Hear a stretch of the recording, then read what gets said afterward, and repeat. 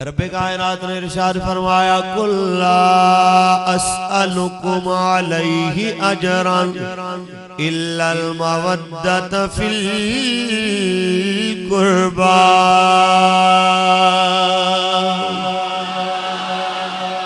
اے محبوب فرما دیو اگر تساں میری رسالت دا اجر دینا چاہتے ہو میں تواڈے تو طلب نہیں کردا کہ میں نو میری رسالت دا کوئی اجر دیو پھر بھی دینا چاہتے ہو تو ایک اجر منگنا وا میرے قریبیاں نے پیار کریا کرو او قریبی میرے نبی دے صحابہ ہون قریبی میرے نبی دی ازواج ہون میرے مصطفیٰ دی اولاد ہوئے الحمدللہ سنیو اساں نبی دی آل دے بھی نوکر نبی دے صحابہ دے بھی نوکر نبی دی اولاد دے بھی نوکر میں کہنا چاہنا ہوں ذکر حسین کرنے والے آؤ ذکر علی کرنے والے آؤ ذکر علی ساڑھے ایمان دا حصہ ہے لیکن ذکر علی دیار لے کے نبی دے ابو بکر عمر عثمان نو گالیاں دینا کوئی ایمان دی علامت نہیں ہے اپنے مزاج نو بدل لے طبیعت نو بدل لے افکار نو بدل لے اس واسطے کہ علی دی عزت دا سانو پتہ ہی نبی دے یاران نے دسے آئے سب تو پہلے میرے دوستو جناب عمری نے جنہ مبارک بات دیتی ہے جدو میرے نبی نے فرمایا سی من قلت مولاہ فہذا علی مولا سب تو پہلے اٹھ کے جنہیں مبارک دیتی ہے علی نو سینے لا کے آکھا علی جنو مبارک ہوئے تو میرا بھی مولا سارے مومنہ دا بھی مولا اس انسان دا نام عمر فاروق ہے سب تو پہلے جس انسان نے آکھا سنت حسین شبیہ علی تے شبیہ نبی نے اس تحقیق نو پیش کرن والے بندے پہلے دا نام جناب سیدنا صدیق اکبر ہے اے میرے سیدنا صدیق اکبر ہی نے جنہ حسنین نو ایک کے فرمایا ہے فرما دے لے اے علی تیرے بچیاں نو جدو ایک دے رسول اللہ نے مشاوے جدو انہاں دو نو میں جوڑ کے کھڑا کر دے تصویر نبی بھی مکمل ہو جاندی ہے تصویر علی بھی مکمل ہو جاندی ہے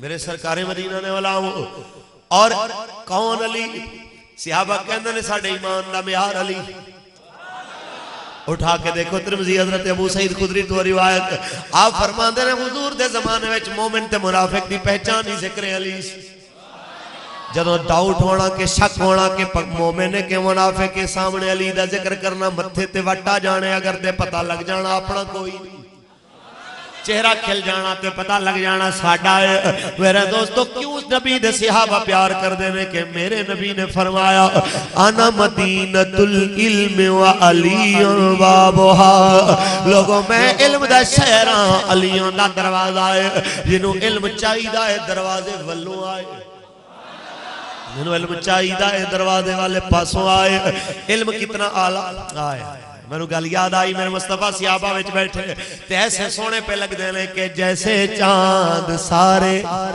ستاروں میں چمکے محمد یوں ہی اپنے یاروں میں چمکے 15 منٹ حضرت دی فرمائش دینا صرف اردو برداشت کر لو کیونکہ انہوں نے پرزور فرمائش کی تھی اس تو بعد میں پنجابی دی اپنی لائن تے آ جائیں گا محبت اللہ کو رسول اللہ میرے مصطفیٰ صحابہ میں بیٹھے ہیں ایسے خوبصورت لگ رہے ہیں کہ جیسے چاند سارے ستاروں میں چمکے محمد یوں ہی اپنے یاروں میں چمکے صحابہ میں بیٹھے میرے مصطفیٰ نے فرمایا کہ آئے میرے صحابہ بولو یہ میرا ہاتھ کس کے ہاتھ جیسا ہے بڑا عجیب سا سوال تھا میرے آقا نے فرمایا بولو تو صحیح یہ ہاتھ کس کے ہاتھ کے مشابہ ہے صحابہ کرام بیٹھے ہیں سب چپ کر گئے کہ کیا جواب نے اب میرے دوستو تم ہوتے یا میں ہوتا دنیا کا کوئی بندہ ہوتا کیا جواب دیتا حضور آپ کا ہاتھ کس کے ہاتھ جیسا ہو سکتا ہے میرے سرکار سب سے پوچھتے پوچھتے علی سے پوچھا علی بولو میرا ہاتھ کس کے ہاتھ کے جیسا علی آگے آئے. یہ کون علی ہے جس نے اعلان کیا ہے نبی کریم کے دروازے سے پڑھ کے اعلان کیا سلونی اما شئتم. ارے لوگوں جو پوچھنا چاہتے ہو پوچھتے رہو، محمد کے مدرسے کا پڑھا ہوا تمہیں ہر سوال کا جواب دے گا. مجھے یہاں بات سے بات یاد آئی، جناب علی کے مبارک زمانے کے اندر میرے دوستو آتے ہیں کچھ لوگ وفد آتا ہے کہ یہودیوں کا پتہ کرنے کے لیے، کیا پوچھنے کے لیے کہ علی ہم نے سنا ہے بڑے علم کا تو مالک ہے، سوچا تیرے علم کا امتحان لیا جائے، اگر تو نے جواب صحیح دے دیے تو ہم تیرے، اگر نہ جواب دے سکے تو تو ہمارا. آپ نے فرمایا پوچھو کیا پوچھنا چاہتے ہو.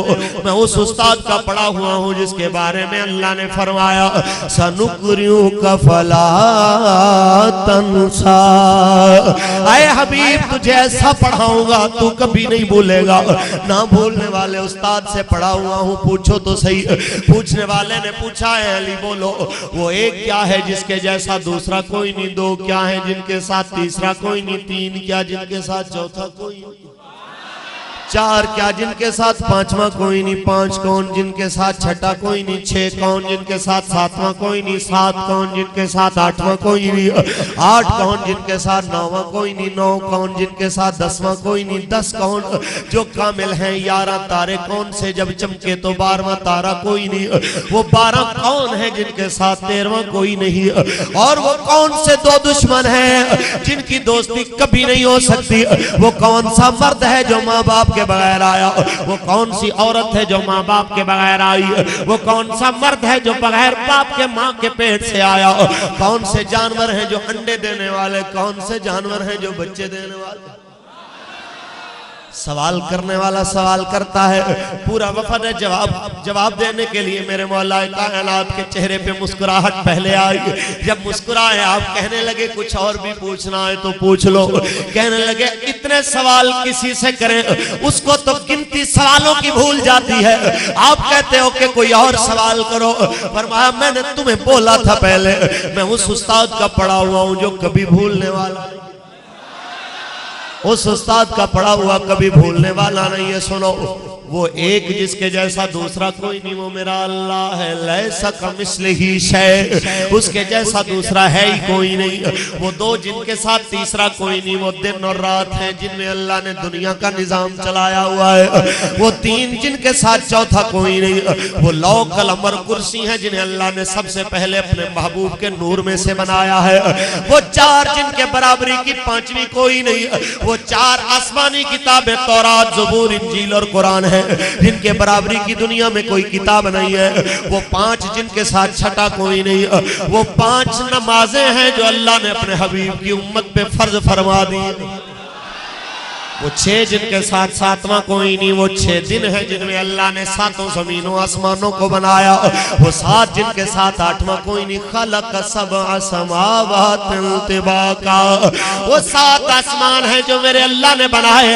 وہ 8 جن کے ساتھ 9واں کوئی نہیں. وہ 8 فرشتے ہیں اللہ کے عرش کو اٹھانے والے جن کے ساتھ 9واں کوئی نہیں. وہ 9 جن کے ساتھ 10واں کوئی نہیں. وہ حضرت صالح علیہ السلام کے امت کے وہ فسادی لوگ تھے جنہوں نے آپ کی اونٹنی کو قتل کیا تھا. اور وہ 10 جو کامل ہیں وہ روزے ہیں جن کا حکم اللہ نے سورہ بقرہ کے اندر حاجیوں کے لیے فرمایا تلک عشرۃ کاملہ. وہ 10 ہیں ان کے ساتھ 11واں کوئی نہیں.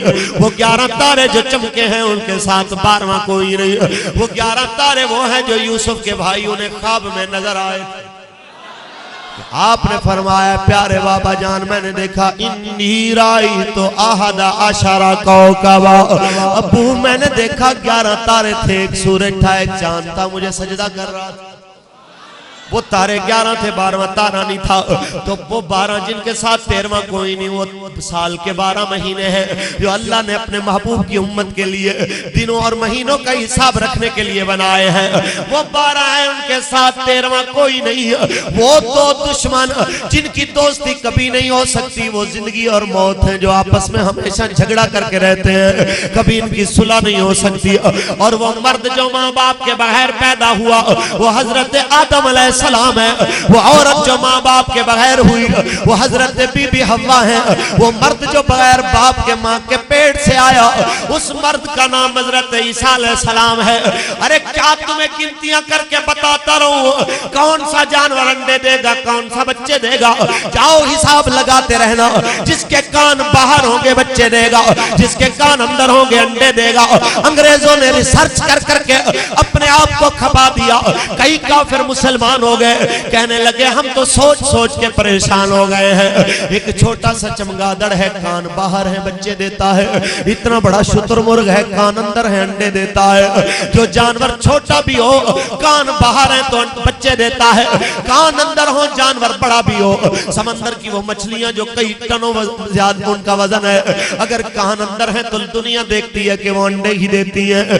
کہتے ہیں ہمیں تو ایسے لگتا ہے یہ ساری دنیا یا تو رب کریم نے علی کے سامنے بنائی ہے یا جس سے علی پڑھتا رہا ہے ساری دنیا رب نے اس نبی کے سامنے بنائی ہے۔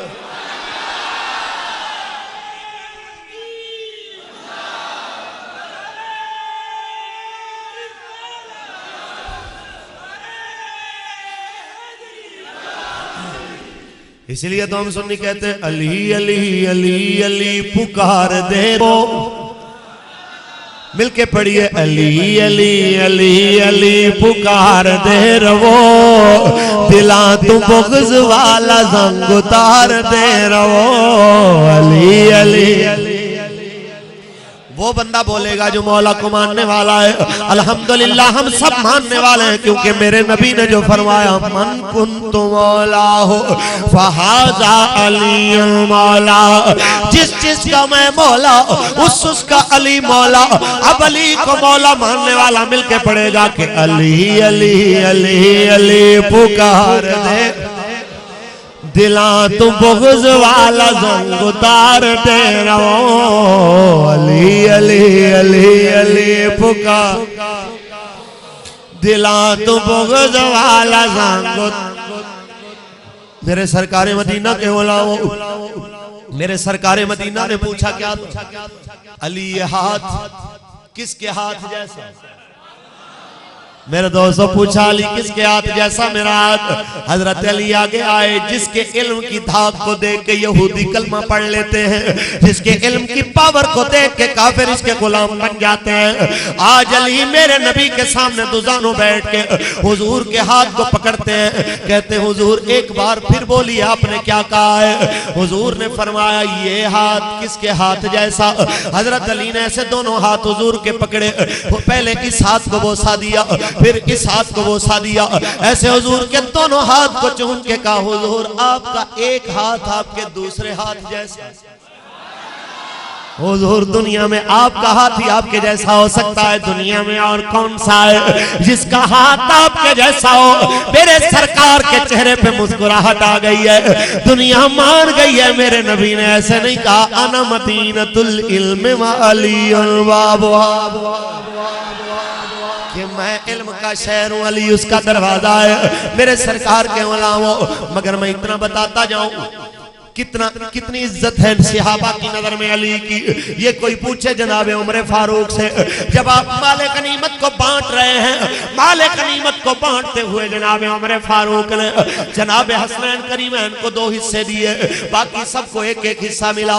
بیٹا کہتا ہے قبلہ میں امیر المومنین کا بیٹا ہوں، مجھے ایک حصہ ملا ہے، تو یہ علی کے بیٹے ان کو دگنا حصہ کیوں ملا؟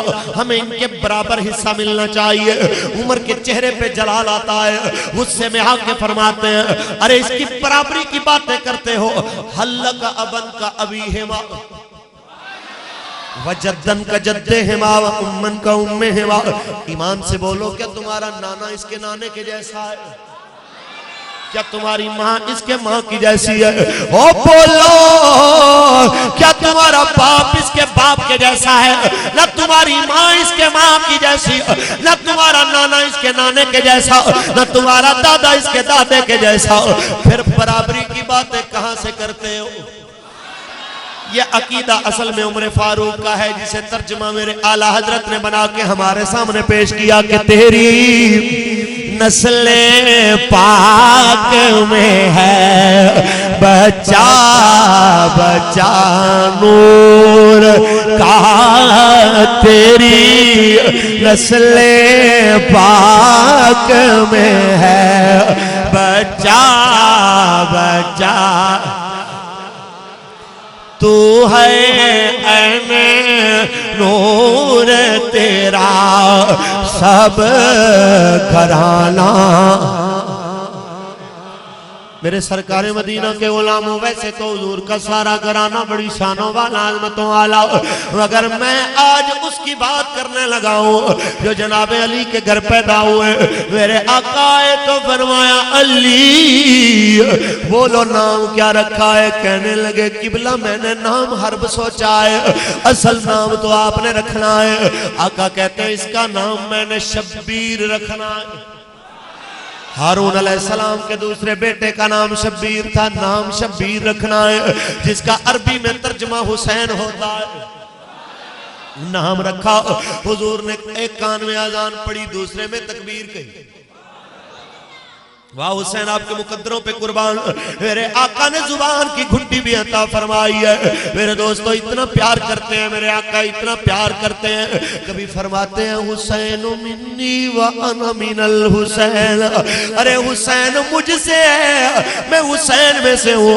کبھی فرماتے ہیں ان الحسن والحسین سید شباب اہل الجنہ، ارے بے شک میرے حسن اور حسین جنتی جوانوں کے سردار ہیں۔ یہ تو پیار کے اظہار کی باتیں ہیں۔ کبھی میرے نبی نے اپنے بچے کو آتے ہوئے دیکھا، نواسے کو آتے دیکھا، جمعے کا خطبہ ہے، صحابہ کے درمیان لڑکھڑاتے حسین آ رہے ہیں، کبھی گر جاتے ہیں کبھی اٹھ جاتے ہیں، ایک بار گرے دوسری بار گرے، حضور سے دیکھا نہیں گیا۔ میرے آقا نے ممبر چھوڑا، جا کے حضور نے حسین کو سینے لگا لیا۔ علماء فرماتے ہیں اس میں بھی پیغام تھا، لوگوں آج حسین لڑکھڑایا ہے، اس کو میں نے سہارا دیا ہے، کل جب میرا دین لڑکھڑائے گا میرا حسین سہارا بن جائے۔ حضور کی گودی ہے، میرے آقا نے اپنے بیٹے جناب ابراہیم کو لٹایا ہوا ہے، اپنے ساتھ میں اپنے بیٹے کے ساتھ جناب حضرت حسین کو گودی میں لٹایا ہوا ہے۔ کبھی میرے سرکار بیٹے کو چومتے ہیں، کبھی حضور حسین کو چومتے ہیں، دونوں سے پیار کیے جا رہے ہیں کہ جبریل آ گیا ہے، آکے کہتا ہے آقا اللہ فرماتا ہے میرے یار کو سلام بھی دو، جا کے پیغام بھی دو، ان دونوں بچوں میں سے ایک بچہ ہمیں دے دیجئے، ایک خود رکھ لیجئے، ایک ہمیں دے دیجئے۔ جس وقت جناب سرکار مدینہ نے سنا ان دونوں میں سے ایک اللہ نے مانگا ہے، اے اولاد والو میں تم سے سوال کرتا ہوں، 1.5 سال کا بیٹا ہو جو باپ کی گود میں لیٹ کے ابو ابو پکارتا ہو، ابا ابا کہتا ہو، ذرا سوچو باپ کو کتنا پیارا لگتا ہے جب میرے نبی اپنے 1.5 سال کے بچے کو دیکھتے ہیں، کبھی میرے سرکار حسین کو دیکھتے ہیں، اب سوچ رہے ہیں کسے کہوں کہ چلا جائے، کسے کہوں کہ رہ جائے۔ ترجمہ کرتا ہے ایک دیوانہ کے فکر پہ آ دل پاک نبی دے، میں کس نو سینے لاؤں۔ تو حضور یہی فرماتے ہیں آخر میں، اچھا جبریل ایسے کرو تم میرا بیٹا لے جاؤ، اگر میرا بیٹا جائے گا صرف مجھے دکھ ہوگا، اگر میرے بیٹی کا بیٹا چلا گیا، اگر میری بیٹی کے بیٹے نے دنیا سے پردہ کیا تب مجھے بھی دکھ ہوگا، میری بیٹی کو بھی دکھ ہوگا۔ اس لیے دوہرے دکھ کو میں برداشت کرنے کی بجائے کہتا ہوں کہ ایک کو برداشت کروں۔ میرے سرکار نے اپنے بیٹے کو بھیج دیا۔ میرے دوستوں وقت گزرتا گیا، حسین کریم کی عمر 56 سال سے بھی اوپر ہوئی۔ جب میرے امام نے دیکھا دین پہ مشکل وقت آ گیا، دین پہ مشکل گھڑی آ گئی، دین پہ مشکل گھڑیاں آئی ہیں، جب یزید نے بیعت کا مطالبہ کیا ہے، عبد الرحمن ابن ابی بکر کی بیعت ضروری ہے، حسین ابن علی کی بیعت ضروری ہے، عبداللہ بن عمر کی بیعت ضروری ہے، عبداللہ ابن عمر کی بیعت کے ساتھ عبداللہ بن زبیر کی یہ بیعت بھی ضروری ہے، 4 بیعتیں ہر صورت میں لی جائیں۔ تب حسین ہی تھا جس نے کہا جس گردن کو میرے نانا نے چوما ہے میں کٹوا تو سکتا ہوں پر باطل کے آگے جھکا نہیں سکتا۔ میرے دوستو یہی پیغام میں دیتا ہوں، لوگ ناراض ہو جاتے ہیں. یہی پیغام میں پیران عظام کو دیتا ہوں، غصہ کر جاتے ہیں. سادات کو دیتا ہوں، ناراض ہو جاتے ہیں. میں کہتا ہوں حسین کی اولاد کہلانے والوں، اکیلا اولاد کہلانا کمال نہیں ہے. اپنے باپ کا کردار بھی دیکھو.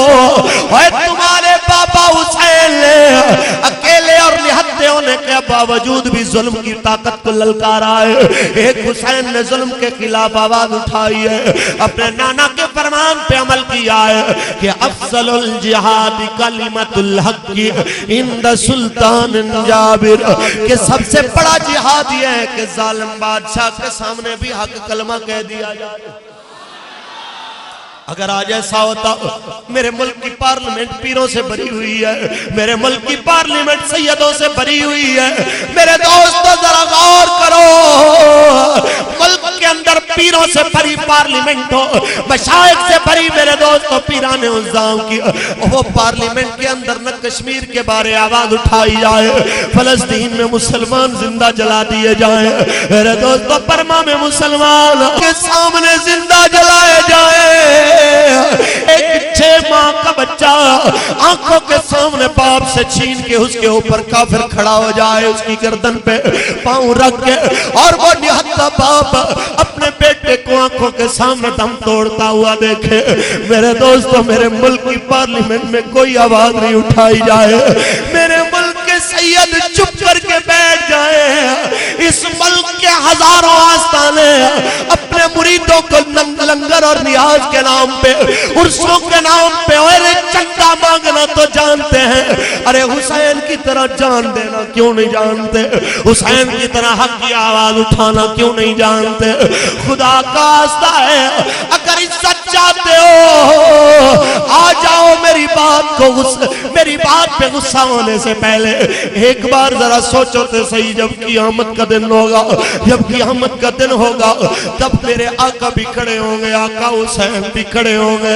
میرے دوستو تب حسین پوچھیں گے، ارے میری اولاد کہلانے والوں، جب دین پہ تھوڑا سا حرف آیا تھا، تھوڑا سا حرف آیا تھا، یزید نے سوچا کہ شراب کو جائز سمجھ کے پیا جائے، یزید نے سوچا محرمات کو حلال کہا جائے، یزید نے سوچا کہ ملک کا حکمران بھی ہو، شرابی اور زانی بھی ہو تو پرواہ نہیں. اتنا سوچا تھا تو میں نے آواز اٹھائی تھی. تمہاری آنکھوں کے سامنے مسلمانوں کی بیٹیوں کو بیچا گیا، کافروں کو، مسلمانوں کو، بچوں کو مارنے کے لیے ڈرون حملوں کی پرمیشن دی گئی. ارے مار دو ان کو، ان کے بدلے پیسہ چاہیے.